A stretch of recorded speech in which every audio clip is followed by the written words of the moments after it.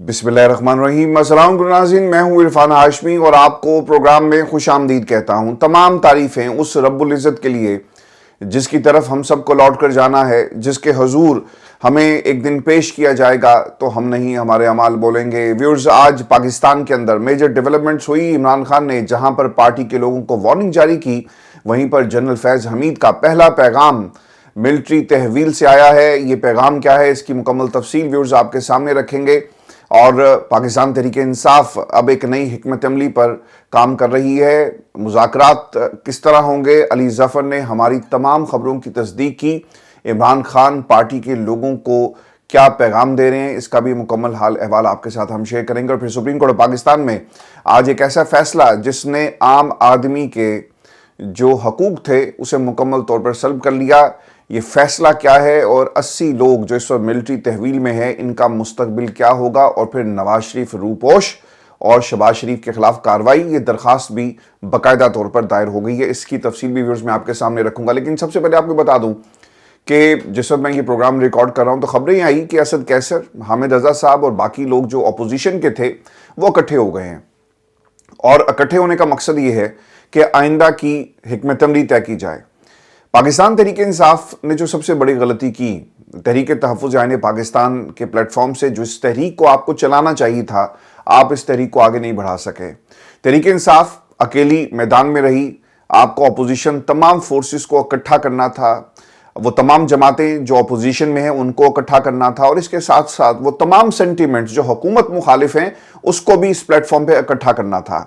देर नहीं हुई, तहरीक इंसाफ अब इसके ऊपर काम कर रही है। अपोजिशन इत्तेहाद तैयार किया जा रहा है, और इसके साथ साथ जो रिजर्वेशन पाकिस्तान पीपल्स पार्टी को हैं, दीगर जमातों को हैं, इस हुकूमत के साथ जो उनकी इत्तेहादी हैं, उनसे भी तहरीक इंसाफ को राब्ते तेज करने चाहिए और एक नई हुकूमत यानी शहबाज हुकूमत को गिराने की तैयारी करनी चाहिए। व्यूअर्स, इसके अलावा कोई रास्ता नहीं है। अगर कोई ये समझता है कि इस निज़ाम में जहां पर अपनी मर्जी के जजेस को चुन चुन कर पंजाब की अदालतों में लगाया जा रहा है, इस्लामाबाद हाई कोर्ट में वो जजेस जिन्होंने इस्लामाबाद में इमरान खान के खिलाफ फैसले दिए, अगर आप इस निज़ाम से इंसाफ हासिल कर सकेंगे तो मेरा ख्याल है कि हम सभी अहमकों की जन्नत में रह रहे हैं। और फिर उसके साथ साथ जब सुप्रीम कोर्ट पाकिस्तान ने 80 लोगों को मिलिट्री कोर्ट के अंदर फैसला सुनाने की इजाजत दे दी, तो फिर पीछे क्या रह गया है?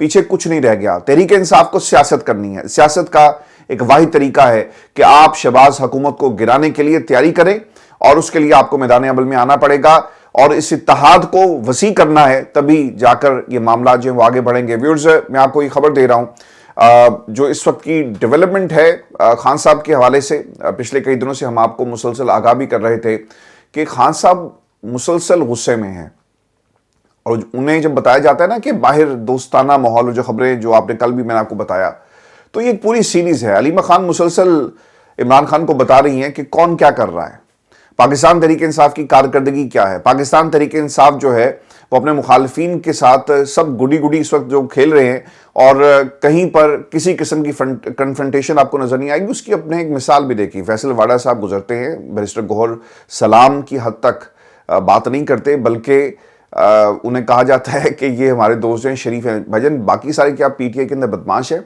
एक तफरीक तहरीक इंसाफ के अंदर क्रिएट करने की कोशिश की जा रही है। जब पाकिस्तान तहरीक इंसाफ का वर्कर जब बैरिस्टर गौहर पर तनकीद करता है तो ये समझ में आती है, लेकिन जब फैसल वाडा जब उसी तनकीद को उनकी खुशामद में कन्वर्ट कर दें और कहें कि जनाब ये तो बहुत अच्छे हैं, तो फिर आपको ये समझ जाना चाहिए कि ये गेम क्या कर रहे हैं। फिर दूसरी तरफ जो इस वक्त की डेवलपमेंट है, खान साहब की मुलाकात हुई और इसका बाकायदा तौर पर अली ज़फ़र साहब ने मुकम्मल हाल अहवाल जो है वो कौम के सामने रखा। बैरिस्टर अली ज़फ़र ये कहते हैं कि पीटीआई मुज़ाकरात का तरीकाकार बिल्कुल भी गलत है। इससे ये जाहिर हो रहा है कि हम भीख मांग रहे हैं। मुज़ाकरात करें, मैंने इमरान खान से बात की तो उन्होंने कहा कि कोई तरीकाकार नहीं है बातचीत का। इस तरीक़ाकार से इमरान खान बहुत गुस्से में हैं। हम पर इल्ज़ाम था कि बातचीत के दरवाजे बंद किए हुए, हमने सिर्फ मुज़ाकरात के लिए कमेटी बनाई, हमने मुज़ाकरात भी शराइत के साथ रखी। मेरी ख्वाहिश है कि अगर मुज़ाकरात होते हैं तो इसका आगाज़ पार्लियामेंट से हो और पार्लियामेंट की खसूसी कमेटी के अंदर बातचीत का बाकायदा तौर पर आगाज़ किया जाए। देखिए जी, बाहर मुज़ाकरात की कोई तुक नहीं बनती। बैरिस्टर अली ज़फ़र की इस बात से और खान साहब ने जो पैगाम भेजा, बिल्कुल मैं तो कम अज़ कम मुत्तफ़िक हूँ कि आपको एक मजबूत तगड़ा इत्तेहाद बनाकर पार्लियामान के अंदर एक कमेटी की शक्ल में मुज़ाकरात को आगे बढ़ाना चाहिए और अपने मुतालबात को आप रिविज़िट करें। क्योंकि दूसरी तरफ से 9 मई اور جو 26 نومبر ہے اس پر جوڈیشل کمیشن بنانے کی مجھے تو کوئی صورت نظر نہیں آ رہی، اور خاص طور پہ ایسے وقت میں جب سپریم کورٹ آف پاکستان نے اجازت دے دی ہے کہ ملٹری کورٹس اپنا فیصلہ سنا سکتی ہیں، اور وہاں پر یہ باقاعدہ طور پر بحث ہوئی ہے کہ آپ نے 9 مئی کی تفصیلات ابھی تک جمع نہیں کروائی، اور اب آپ دیکھ لیں کہ یہ کیوں ایسا کر رہے تھے۔ وہ اس لیے کہ ان کو معلوم تھا کہ ایک وقت میں ہمارے ججز بھی آئیں گے اور ہم اس وقت اس رپورٹ کو پیش کریں گے جس بنیاد پر یہ کیسز چلائے جائیں گے۔ میں الزام نہیں لگا رہا، یہ سب کچھ پاکستان کی قوم کو نظر آ رہا ہے جو اس سے سپریم کورٹ آف پاکستان کے اندر ہو رہا ہے۔ ویورز، ہوا یہ ہے کہ بیرسٹر علی ظفر نے جو گفتگو کی اور عمران خان کا پیغام اوبویسلی پارٹی کے لوگوں کو بھی گیا، اور اس کے بعد پتہ یہ چل رہا ہے کہ یہ لوگ سارے کے سارے میدان میں آئے ہیں، اور انہوں نے اب یہ جو اتحادی حکمت عملی ہے اس کے اوپر کام کرنا شروع کر دیا۔ یہ ایسے ہی سب کچھ نہیں ہو رہا، یہ پیغام عمران خان کا ان لوگوں کو دے دیا گیا تھا کہ آپ جس انداز میں چاہتے ہیں کہ مذاکرات ہو، ہمارا مذاق اڑایا جا رہا ہے۔ آپ نے دیکھ لیا کہ تتارا نے کیا کہا، ڈار صاحب نے کیا کہا، باقی لوگ کیا کہتے ہیں۔ وہ یہ کہتے ہیں نا کہ جناب دیکھیں یہ چوروں سے بات کرنے کے لیے اب تیار ہو گئے، یہ سول نافرمانی کی تلوار ہمارے سروں پر لٹکا کر اگر میدان میں آئیں گے تو ہم اس چیز کو نہیں مانیں گے۔ تو یہ ویورز اس وقت ایک نئی حکمت عملی کے تحت پاکستان تحریک انصاف آپ کو میدان میں نظر آئے گی۔ میں ویورز آپ کو ایک اور خبر بھی یہ دے دوں، اور یہ سپریم کورٹ پاکستان سے آئی ہے، جہاں پر عمران خان کے ملٹری کورٹ کی راہ ہموار کے حوالے سے یہ سوال اٹھایا گیا ہے۔ مجھے نہیں لگتا کہ یہ ملٹری کورٹ اس طرح سے ہو پائے گا۔ جب آپ مقدمہ چلائیں گے تو وہاں پر پھر آپ کو چیزیں ثابت بھی کرنی پڑیں گی، اور اس میں سٹیکس بہت زیادہ ہائی ہیں۔ جتنے سٹیکس عمران خان کے ہائی ہیں اتنے ہی سٹیکس دوسری طرف سے بھی ہائی ہیں کہ اگر آپ ان ثبوتوں کی بنیاد پہ سزا تو دے دیتے ہیں، لیکن جب وہ اپیل میں گیا اور سزائیں اڑ گئی تو پھر آپ کے اس امیج کا کیا بنے گا، یہ بھی آپ نے یاد رکھنا ہے۔ اب اس چیز کو کیٹر کرنے کے لیے سپریم کورٹ آف پاکستان میں جس طرح انہوں نے اپنی فیلڈنگ لگائی ہے، یعنی اپنی مرضی کے ججز اور بینچز بنا دیے، وہیں پر پاکستان کی دیگر عدالتوں میں بھی اپنی ہی مرضی کے اور اپنی ہی طرز کے ججز کو یہ لے کر آ رہے ہیں، تاکہ اگر یہ کیسز دیگر عدالتوں میں جائیں تو وہاں پر بھی ہمارے لوگ موجود ہوں گے اور پھر ہم جیسے مرضی فیصلے جو ہیں وہ ان سے لے سکیں۔ ویورز، اب ہوا یہ ہے کہ عمران خان کے ملٹری کورٹ کی جو ٹرائل کی بات جو کی جا رہی ہے، اس میں جسٹس امین الدین صاحب نے کیا کہا۔ فوجی عدالتوں والا مقدمہ ہی سنا جائے گا۔ امین الدین صاحب نے باقاعدہ طور پہ ابتدا میں یہ بات کہی۔ جسٹس جمال مندوخیل نے وکیل خواجہ حارث سے کہا کہ پہلے اس نقطے پر دلائل دیں کہ آرمی ایکٹ کی کلدم دفعات آئین کے مطابق ہوں گی۔ جسٹس محمد علی مظہر نے کہا کہ کل بھی کہا تھا کہ 9 مئی کے واقعات کی تفصیلات فراہم کریں، فی الحال تو ہمارے سامنے معاملہ صرف کور کمانڈر ہاؤس کا ہے، اگر کیس صرف کور کمانڈر ہاؤس تک ہی رکھنا ہے تو یہ بھی بتا دیں۔ جسٹس جمال مندوخیل نے مزید ریمارکس دیے کہ آرمی ایکٹ کے تحت بنیادی حقوق میسر نہیں ہوتے، آرمی ایکٹ فوج کی ملازمت کے قواعد اور ڈسپلن کے لیے ہی بنایا گیا۔ عدالت میں اب دوسری طرف سے جو عدالت میں ملزمان کے وکیل اعتزاز احسن نے دلائل پیش کرتے ہوئے کہا کہ فوجی عدالتوں میں سزا کی حتمی منظوری آرمی چیف دیتے ہیں، ایسا شخص جس نے کیس کا ٹرائل سنا ہی نہ ہو وہ کیسے حتمی منظوری دے سکتا ہے۔ جسٹس امین الدین نے کہا کہ آپ کا سوال سن لیا، اپنے دلائل میں یہ سب بتائیے گا، جس پر اعتزاز احسن بولے کہ فوج کے زیر حراست افراد کافی وقت گزار چکے ہیں، ان ملزمان کو اب سیولینز عدالتوں میں منتقل کیا جائے۔ ایڈیشنل اٹارنی جنرل نے عدالت سے استدعا کی کہ سیولین عدالتوں میں ملزمان کو منتقل کرنے کے لیے سزائیں سنانے کی اجازت دی جائے، سزا سنانے کے بعد ملزمان کو دیگر عدالتوں میں منتقل کیا جا سکتا ہے۔ ایڈیشنل اٹارنی جنرل نے عدالت کو بتایا کہ 103 میں سے 20 افراد رہا ہوئے اور 2 اور شامل ہوئے تھے۔ اس وقت فوج کی حراست میں 85 افراد موجود ہیں۔ کیس کی سماعت جو سردیوں کی چھٹیوں کے بعد تک ملتوی کر دی گئی ہے، اور جسٹس امین الدین خان نے کہا کہ جنوری کے پہلے ہفتے میں یہ کیس ختم ہوا تو 26ویں آئینی ترمیم کا کیس دوسرے ہفتے میں ہم سنیں گے۔ آج کے فیصلے سے ویورز یہ لگ رہا ہے جو اس میں سنایا گیا، ایک طرح تو جی سپریم کورٹ نے فوجی عدالتوں کو 85 ملزمان کے فیصلے سنانے کی اجازت دے دی ہے، اور فوجی عدالتوں کے فیصلے سپریم کورٹ میں زیر التوا مقدمے کے فیصلے سے مشروط ہوں گے۔ جن ملزمان کو سزاؤں میں رعایت مل سکتی ہے وہ دے کر رہا کیا جائے، اور جن ملزمان کو رہا نہیں کیا جا سکتا انہیں سزا سنانے پر جیلوں میں منتقل کیا جائے گا۔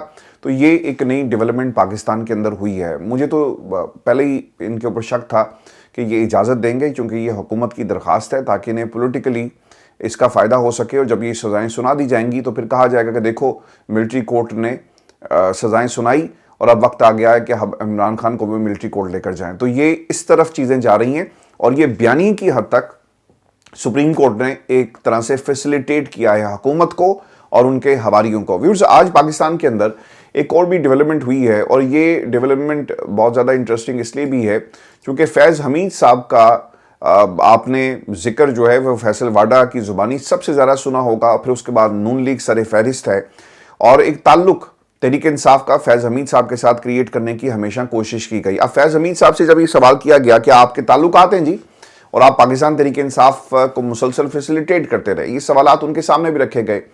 अब फैज़ हमीद साहब ने इस पर क्या कहा? सियासी सरगर्मियों में मुलव्विस होने और ऑफिशियल सीक्रेट एक्ट की खिलाफ वर्जी समेत कई इल्जामात का इस वक्त फैज़ हमीद सामना कर रहे हैं, और ISI के साबिक डायरेक्टर जनरल फैज़ हमीद ने सियासी या दीगर मामलात में PTI की रहनुमाई करने के इल्ज़ाम की सख्ती से तरदीद की। बाखबर ज़राए जिसे रिपोर्ट कर रहे हैं वो ये कहते हैं कि जनरल फैज़ के जिन सियासतदानों के साथ राब्ते थे उनमें नून लीग और पीपल्स पार्टी के कुछ सियासतदान भी शामिल थे। दी न्यूज़ के ज़राए के हवाले से बताया गया कि जनरल फैज़ 50 के करीब सियासतदानों के साथ राब्ते में थे, जिनमें बेशतर का ताल्लुक पाकिस्तान तहरीक इंसाफ से था। ज़राए के मुताबिक हुकाम के पास इन राब्तों के शवाहिद मौजूद हैं, जिनमें इस बात के भी सबूत मौजूद हैं कि PTI की मुबैना तौर पर रहनुमाई की गई थी। इन राब्तों के बाद मुख्तलिफ पहलुओं पर इसकी तहकीकात जारी हैं। ज़राए ये भी बताते हैं कि जनरल फैज़ का इस हवाले से कहना है कि सियासी लोगों से ये राब्ते मामूल की समाजी बातचीत है। इन नुमाइंदों को बताया गया कि कुछ मामलात में ये राब्ते मुबैना तौर पर कुछ ज़ाती कामों जैसा कि किसी को मुलाजमत दिलवाना या किसी जानने वाले को टिकट के हवाले से था, और इस पर यह कहना कि मैंने कोई भी पाकिस्तान तहरीक इंसाफ को सियासत में मदद दी है तो इसमें इसकी कोई हकीकत नहीं है। देखें जी, जब आप इतनी बड़ी कुर्सी पर रहते हैं, यहाँ पर तो व्लॉगर्स तक को अप्रोच करके ये कहा गया कि भाईजान पाकिस्तान तहरीक इंसाफ में इलेक्शन आ गए, हमें टिकट लेते हैं, तो यहाँ तक ये बात हुई है। तो अगर जनरल फैज़ हमीद साहब जो है वो ये बात कर रहे थे, क्योंकि ऑब्वियसली उनका एक बाजी रहा है, तो इसमें कौन सी कोई ऐसी चीज़ थी जिसमें बंदा कहे जी कि इसने टिकट के लिए बात की है तो लिहाजा इसके खिलाफ अब कार्रवाई होगी? तो बहुत सारे लूप होल्स हैं, लेकिन जनरल फैज़ हमीद साहब जो हैं उन्होंने इस पूरी कार्रवाई को और जो उनके ऊपर इल्ज़ाम लगाए जा रहे हैं इसे मानने से इनकार कर दिया है। तो व्यूअर्स, जितने मर्जी ये शवाहिद लेकर आएँ, लेकिन जब तक इसको आप साबित नहीं कर सकेंगे अदालतों के अंदर कि पाकिस्तान तहरीक इंसाफ का कोई ताल्लुक था, तो ये चीज़ें आगे नहीं बढ़ेंगी। आज भी इस मुल्क के अंदर जो पुराने केसेस हैं उनका क्या बना आपके सामने। करप्शन का पैसा कहाँ से कहाँ चला जाता है, लोग अपनी जायदादें बना लेते हैं। डार साहब ने उस दिन बात कही थी कि आपको 2018 का भी हिसाब देना होगा, तो फिर कौम ये तकाजा करती है कि आपको एवनफील्ड का भी हिसाब देना होगा कि ये पैसे कहाँ से आए। अभी तक बाबूजी ने इसकी मुकम्मल तफसील कौम के सामने नहीं रखी। आप 2018 की बात करते हैं, कौम आपके जो 4 दहाइयाँ पाकिस्तान में आपका राज रहा, इस सब का हिसाब आपसे मांगेगी कि बताया जाए कि ये पैसा कहाँ से आया और पैसा किस तरह से बनाकर पाकिस्तान की आवाम जो है जिसका पैसा था वो बाहर कैसे ले जाया गया, तो इसका भी जवाब आपको देना पड़ेगा। और फिर आपको ये भी खबर दें कि खुर्रम दस्तगीर साहब ने कुछ एक तरह से अगर ये कहा जाए कि अपनी ही क़यादत के ख़िलाफ़ ये बोल पड़े हैं तो ये बिल्कुल भी गलत नहीं होगा। उन्होंने कहा कि पाकिस्तान मुस्लिम लीग नून जो है वो अभी तक डेस्कटॉप की सियासत कर रही है, जबकि लोग अब मोबाइल पर मुंतकिल हो चुके हैं। वो कोशिश के बावजूद तकरीबन 1 साल से मियां नवाज शरीफ से नहीं मिल सके। नवाज शरीफ से उनकी आखिरी मुलाकात गुज़श्ता साल दिसंबर में पार्टी टिकटों की तकसीम के मौके पर हुई, जिसे तकरीबन 1 साल हो चुका है। इसके बाद उन्होंने मुलाकात की काफ़ी कोशिश की मगर कामयाबी नहीं हुई। इलेक्शन से कल भी कोशिश की थी और इलेक्शन के बाद भी काफ़ी दफ़ा कोशिश की मगर ये कोशिश कामयाब नहीं हो सकी। उनसे पूछा गया कि मुस्लिम लीग नून का वोट को इज्जत दो का नारा किधर गया, तो उन्होंने कहा कि अब वो नारा लगाने की सकत हम में नहीं रही, इसके लिए अपनी हुकूमतों की कुर्बानी देनी पड़ेगी।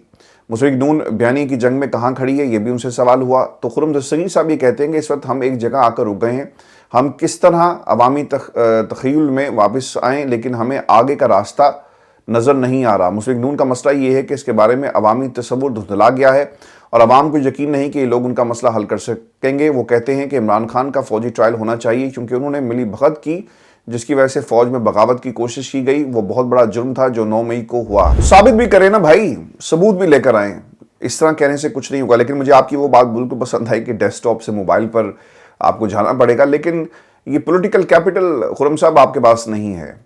पाकिस्तान की कौम आपकी असलियत जानती है। आप जर्नैलों की मदद से हमेशा इक़्तिदार में आए और जर्नैलों की के ख़िलाफ़ जब आप आवाज़ उठाएंगे तो आप बाहर जाएंगे, याद रखिएगा। पाकिस्तान का जो जमहूरी निज़ाम है ये मुकम्मल तौर पर पाकिस्तान की इस्टेब्लिशमेंट ने अपने काबू में कर लिया है, चाहे वो सिविलियन महकमे हो, चाहे वो फ़ौजी महकमे हो, चाहे वो कोई भी ऐसा महकमा हो जहाँ पर इंसाफ और कानून की बात हो, वो इनके तसल्लुत में है। पाकिस्तान में इलेक्शन कमीशन इनके तसल्लुत में है, पाकिस्तान के जजेस इनके तसल्लुत में है। तो इसका फ़ैसला पाकिस्तान की तमाम सियासी जमातों ने मिलकर करना होगा कि हमें एक ऐसा पाकिस्तान चाहिए जहाँ पे वोट को इज़्ज़त मिले, या फिर एक ऐसा पाकिस्तान चाहिए जहाँ पर किसी और को इज़्ज़त मिले। ये जब तक तमाम जमहूरी कुव्वतें एक तरफ खड़ी नहीं होती, जब तक ये ड्राइंग रूम्स में जाकर मुलाकातें करते रहेंगे, जब तक ये अपने इक़्तिदार को तूल देने के लिए साजिशों का हिस्सा बनते रहेंगे, जब तक पाकिस्तान के अंदर आइन और कानून को इसी तरह रोंदा जाएगा। अगर आज पाकिस्तान की तमाम सियासी जमातें मिलकर ये सोच रहे हैं ना, बशमूल पाकिस्तान तहरीक इंसाफ, कि हमने कभी भी किसी फौजी डिक्टेटर को नहीं आने देना, तो इसका एक बहुत ही आसान सा हल है, सारे लोग मिल जाओ। पाकिस्तान का तो वैसे ही मईशत आप लोगों से किसी से भी नहीं संभल नहीं, सारे मिलकर कानून पास करें और तय कर लिया जाए। लेकिन ये कभी करेंगे नहीं, क्योंकि जो शीशे के घरों में रहते हैं वो ऐसी बातें कभी भी नहीं करते। पीपल्स पार्टी कॉम्प्रोमाइज़ है, बिलावल को वज़ीर-ए-आज़म बनाना चाहती है। शहबाज शरीफ साहब दूसरी दफ़ा कुर्सी पर बैठना चाहते थे और चीज़ें उन्होंने अपनी मर्ज़ी से चलाई, इसलिए वो आगे भी कॉम्प्रोमाइज़ करेंगे। बाऊजी को मालूम था कि अगर हमने खामोशी इख्तियार ना की तो सब कुछ हमसे छीन लिया जाएगा। किसी डमी को बिठा दो, जमील लतीफ़ जैसे को, और वो रोज़ाना इस्टेब्लिशमेंट पर तनकीद करे कि देखें बाऊजी के साथ जुल्म हुआ, सब हार गए, लेकिन इनको जितवाया गया, हुकूमत में लाए गए।